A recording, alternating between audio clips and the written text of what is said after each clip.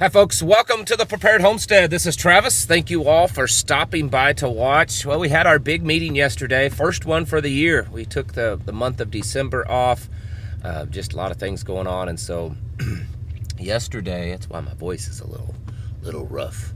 Yesterday we had our first one, and it was amazing. We had a great turnout. I don't know. They always keep getting better and better. It's like they're not getting worse. They're getting better, and that's a good thing for the stuff that we're doing. We had a lot of local people there, people from out of state, people from all over the Ozark region.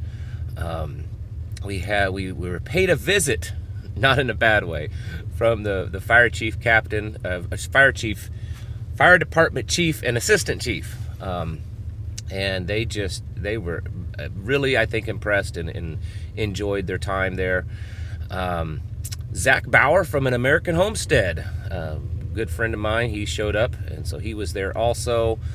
Just had a great time. Some new people came, and so that was good to meet them and talk to them. But it's exciting to see people on a local level mobilizing, because a lot of there were several people there that they were talking about getting stuff going in their local area, of how to get it started, wanting to know if myself or others from our group would come to their area and kind of help get meetings started and get their area activated, finding people to meet and to start, getting plans for a community with all this stuff going on. So it was a good day. A lot of stuff going on. If you got on any kind of social media this morning, you'd probably see that there's not a whole lot being talked about Texas this morning, and the reason is because it's all being talked about Iran. Iran is the big topic. It's shifted gears once again. Yesterday, it is believed that Iranian-backed groups, or even Iran itself, dropped some drones on a U.S. military outpost in Syria, killing 3 U.S. service members and injuring 25 others. And there's a lot of calls for the United States to directly strike Iran, which certainly could spark a serious war there in that region, with everything else, all the other hostilities going on. And so that's something to watch about, to keep an eye on. The potential for a greatly expanded war in the Middle East.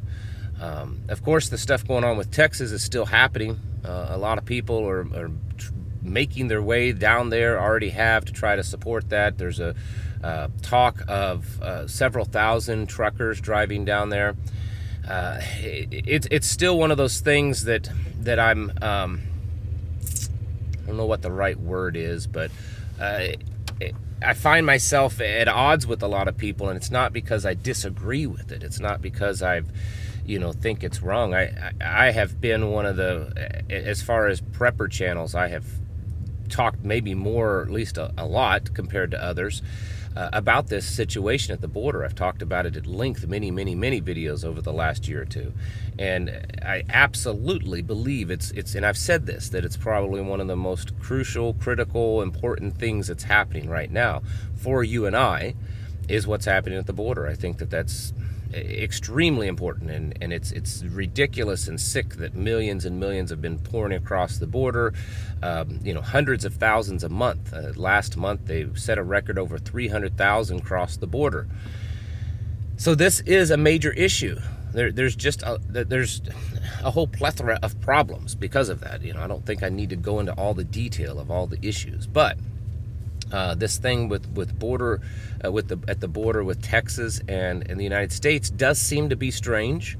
It's just a small portion of the border that everyone's fighting over, where illegals are still pouring across at other points. And one argument could be made that you got to make a stand somewhere, and so this is that stand. Other arguments could be made that this is potentially a setup. I don't know either way. I just think that it's just something's fishy about it, and I know that many of you agree with that. And I don't want to be at odds with the rest of you that don't necessarily see it that way, that think that we need to go down there and support this. We need to stand up and support this. I'm not saying don't do that. I'm not saying it's wrong, but I am saying be cautious, because this just has set up a trap written all over it as far as I can see. But most definitely there's a problem there. And the question is if we don't do it this way, is there any other way? And then the answer is probably no. There doesn't seem to be, at this point, any legislative way. You know, Joe Biden is saying that if we give him some special emergency powers, then he would have the authority to shut down the border and to secure it. And my question is a couple of things. Number one, both the White House press secretary and the Department of Homeland Security director have all said that there is no crisis at the border. So if there's no crisis at the border, then why would there be need to have special emergency powers to the president?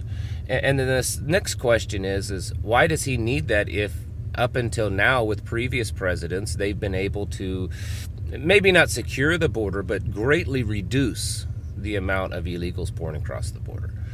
So why is that now? That's definitely fishy, and I, of course, would never ever be supportive of that, because I could see that. Oh, you give them an inch and they take a mile. Who knows what other things the president would use his newfound emergency powers for. It's definitely a problem, and it's going to continue to be, and I believe probably one of the greatest problems that we will face, at least in a generation or two, with the amount, even if let's just say, and of course we know this isn't true, but let's just say for the sake of the argument, that everyone that's poured across the border have no ill criminal, intent to be here. They just want to work and to find a better life. Okay, let's just pretend for a moment that's true. It's still, that alone is still a problem, because the rapid influx of millions and millions of people in this country and into towns, communities and stuff, it's too much. The system, no system is built to handle that much of a rapid influx of people. It just can't happen. You know, we've had more people come across the border last year than were born in the United States. If this continues, even if it continues for another year or two, it could very much change the kind of the face of the United States. There's already talk from the White House and the on the federal level of we need to find a path to where these people can have papers and potentially vote, and of course they're wanting them to join the military, so it will change the complete demographics of this country. Already Texas, the racial demographics have already changed. This year it was announced that white folks are no longer the majority in Texas. By a small margin, Hispanics have taken over. So we're watching just demographics change. We'll watch cultural changes, because so many of these people coming across the border, in fact, pretty much all of them, come from rapidly, vastly, completely, very, very different cultures than what we have here in the United States. Very much third world nations. They don't have the same values that we do, and so that alone will change America. And then, of course, we get into the criminal aspect and the terrorist aspect and all of these other things. This is an absolutely horrible situation, and something needs to be done, or we're going to completely lose this country. Is what's happening right now in Eagle Pass, Texas, is the thing that needs to be done to stop this? I don't know, because it's such a small area. It seems very suspicious that we're trying to secure that part, but yet the rest of the border of Texas is just wide open. It just seems to be a little strange, but we most certainly need to stand up and to stop this. We need to be paying attention in our own communities, because while certainly the biggest brunt of this problem is being felt in Texas, because this is where most of them are coming across.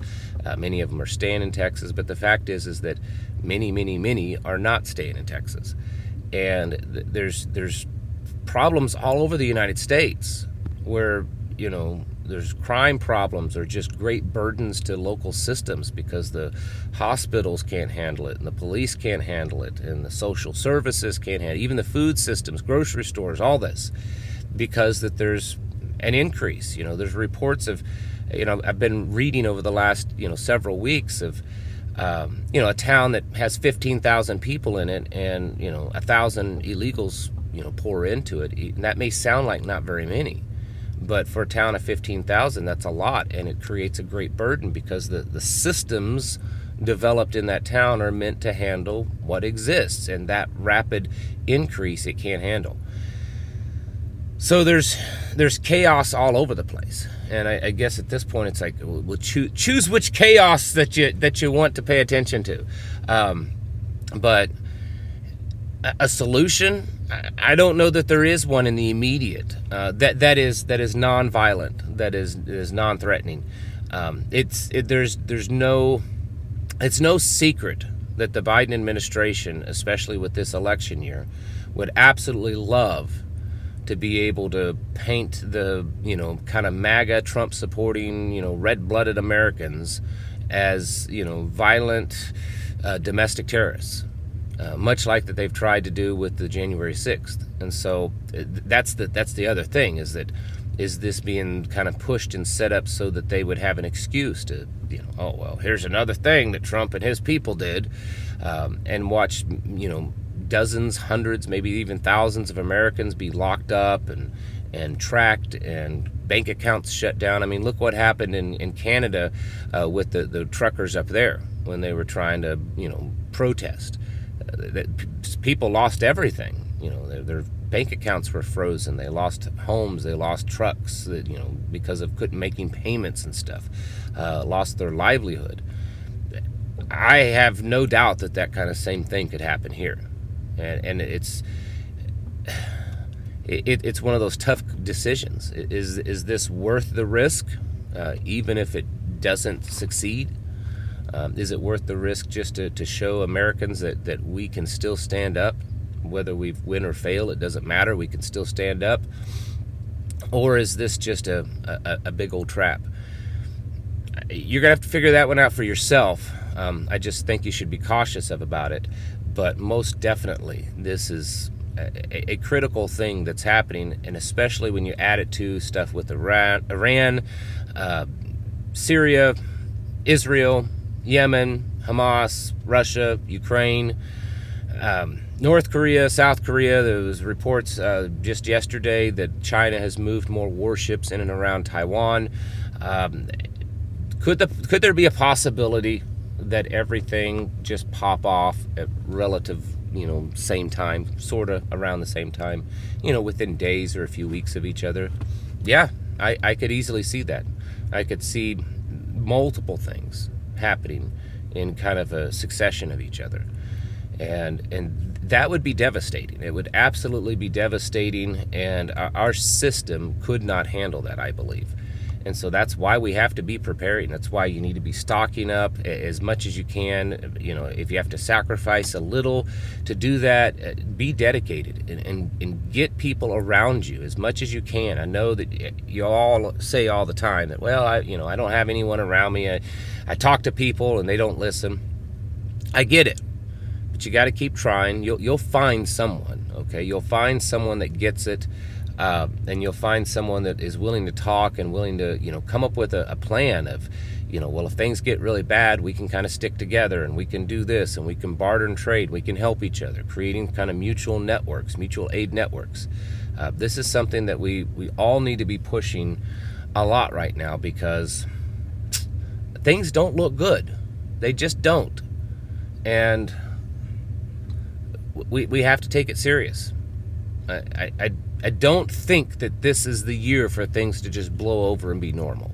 We've been talking about this for months, that 2024 is going to be a big year. And here we are. And we're not even a month into the year yet, folks. Think of the things that's happened just in the last 30 days. We're not even a month through the year. And so much has already happened. And I'm sure that much more will happen throughout the year. And we have to be prepared. We need to be getting our houses in order and preparing ourselves mentally, physically, and spiritually. Thanks for watching, and I'll catch you in the next video.